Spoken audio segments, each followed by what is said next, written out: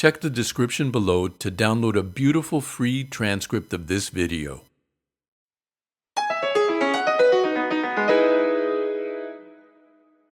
In language learning, it's always a good idea to know more than one way to say everything. In this video, we're going to look at 3 ways to say that what someone just told you isn't news to you, or that you actually already knew it and agree with them. Depending on the phrase used and the tone, this can range from neutral to sarcastic to downright snarky. Let's dive in. One very basic way to agree with something someone said is to use the title phrase, I know. But you should be aware that in American English, this can sound a bit snarky and dismissive, like, why are you telling me something I already know? Listen to this dialogue between Billy and his dad. Billy, don't forget your uncle's weddings this weekend. I want you and your brothers in your Sunday best. Your uncle really stepped up when your mom died and has been there for us through thick and thin. I know. What'd you think, I was going to show up in a wife beater? And for those of you who don't know, wife beater is the slang word for a tank top, the kind of shirt this guy's wearing. Now, let's look at 3 different ways to say this in conversation. And stick around to the end for some bonus expressions you won't want to miss. Tell me something I don't know. This one speaks for itself. It literally means, now that you told me something I know, tell me something I don't know, and can be extremely snarky or playful depending on the context. Do you have your suit ready for this weekend? Yep. How about your brothers? Beats me, ask them. Young man, need I remind you that Benny's been there for us through thick and thin? I want you boys dressed to the nines. He deserves no less. God, tell me something I don't know. As if I'd waltz into church in a wife beater. Tell me something I don't know. Tell me something I don't know. Tell me something I don't know. Tell me something I don't know.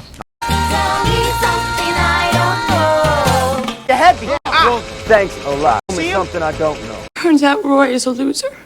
Tell me something I don't know. Jimmy is using this crisis to get reelected. Yeah, tell me something I don't know.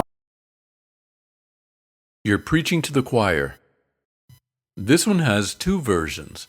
You're preaching to the choir, and you're preaching to the converted. To convert, in this context, means to convince someone to join your religion. So the phrase, the converted, means people who've already been converted to your religion. In either case, the meaning is the same. It stands to reason that there's no need for a preacher to preach to the members of his own choir, because presumably, as part of the church, they're already converted. Right?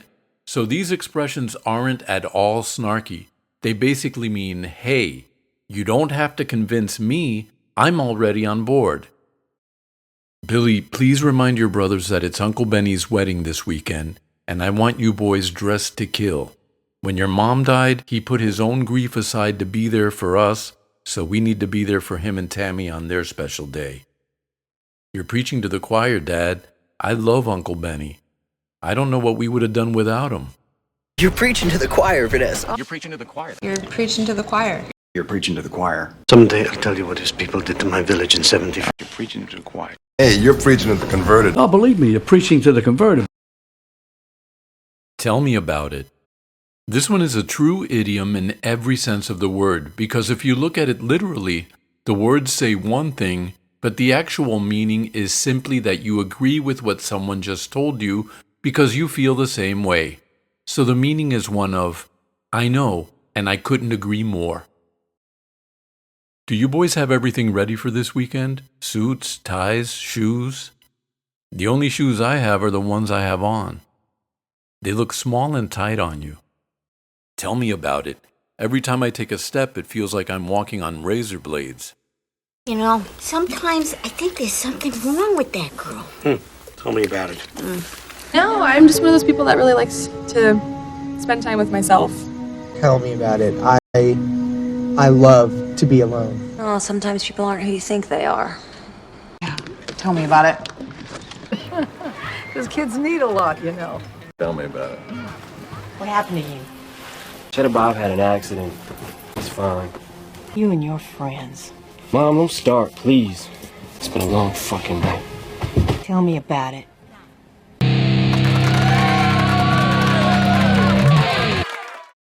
No kidding. Our 3 bonus expressions all start with the word no. Of these, the nicest one is no kidding. This is another way of saying, please tell me you're not joking about something that you already know. Chica, where are we going? It's not good for you in town. Yeah, no kidding. A more vulgar version of no kidding is no shit. And if you want to make it a little more sarcastic, you can say, no shit, Sherlock. This is sarcastic because it implies that the listener must have been a master detective like Sherlock Holmes to figure out something that everyone else already knew. Some people also say, no shit, Einstein, with the same logic. You must be a regular genius to have come up with something so earth-shattering. Those stocks could go through the roof. Yeah, no shit, Sherlock. You do whatever you want with your share, okay? I don't care. Just don't all of a sudden pretend like you're some sort of good guy. I'm not acting like I'm some sort of good guy. I'm just... Anyone would agree that this is wrong. No shit! No shit, Einstein! I think the power went out. No shit, Einstein. And if you don't want to use that word, you can just say no duh.